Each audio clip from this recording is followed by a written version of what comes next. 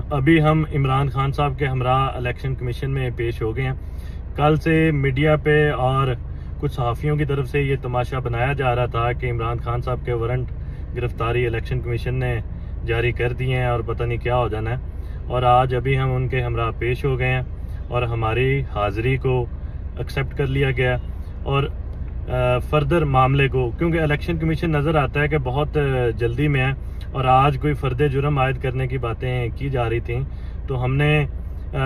इस्तदा की है कि मामले को आगे अगस्त की छुट्टियां आ रही हैं तो हमारे ऑलरेडी 200 से ज़ायद मुकदमात चल रहे हैं, लेकिन इलेक्शन कमीशन ने इस मामले को 2 अगस्त तक एडजर्न कर लिया और कहा यह जा रहा है इलेक्शन कमीशन की तरफ से कि अगली तारीख पे हम फर्द जुर्म आयद करना चाहते हैं। लेकिन इंशाल्लाह कानून के तकाजे पूरे होंगे, कोई गैर कानूनी अतलाक इमरान खान के केसेस पे नहीं होगा और इंशाल्लाह हम 2 अगस्त को इलेक्शन कमीशन में अब पेश होंगे।